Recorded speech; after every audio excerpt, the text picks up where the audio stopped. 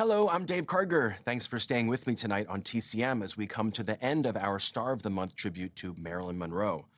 By the mid-1950s, Marilyn Monroe had become not only a major Hollywood star, but also a cultural icon, the decade's most popular sex symbol.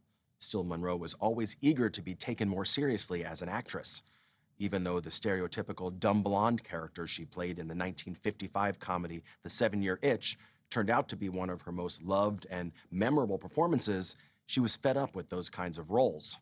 After wrapping that film, she left Hollywood to study at the Actors Studio in New York. Monroe studied method acting under Lee Strasberg and formed her own production company in order to have more creative control and financial independence in Hollywood. Marilyn Monroe Productions produced just one film, and that's the movie you're about to see.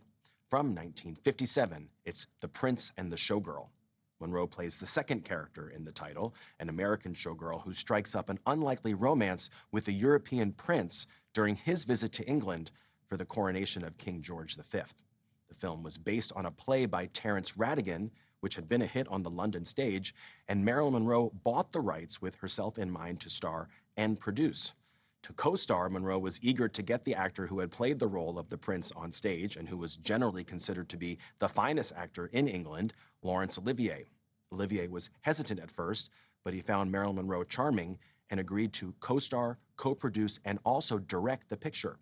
Olivier was well aware of Monroe's reputation for arriving late, flubbing her lines, and requiring dozens of takes, and he found all of those rumors to be true during this production. But none of the tensions between them translated to the screen, and Olivier later described Monroe as, quote, quite wonderful, the best of all. From 1957, also with Sybil Thorndike, here is The Prince and the Showgirl.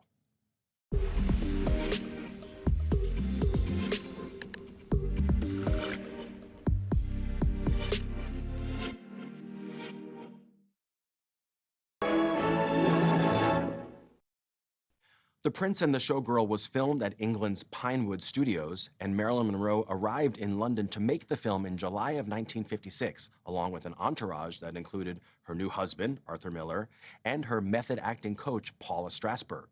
The story of Monroe's time in London during the making of The Prince and the Showgirl was later dramatized in the 2011 film My Week with Marilyn, starring Michelle Williams as Marilyn Monroe and Kenneth Branagh as Laurence Olivier. They both earned Oscar nominations for their performances. Marilyn Monroe, on the other hand, was never nominated for an Academy Award, despite a career full of powerful and unforgettable performances. She did win a Golden Globe for Some Like It Hot and received 2 BAFTA nominations for Best Foreign Actress for her work in The 7-Year Itch and The Prince and the Showgirl. Monroe made only 3 more movies after The Prince and the Showgirl, capping her career by starring opposite another Hollywood legend, Clark Gable, in the 1961 drama, The Misfits. That wraps up our Star of the Month salute to Marilyn Monroe. Up next is a film loosely inspired by Monroe's life and career, a 1958 drama starring Kim Stanley. Next on TCM, The Goddess, then Bombshell, and later Flying with Music. TCM gives you wings tonight.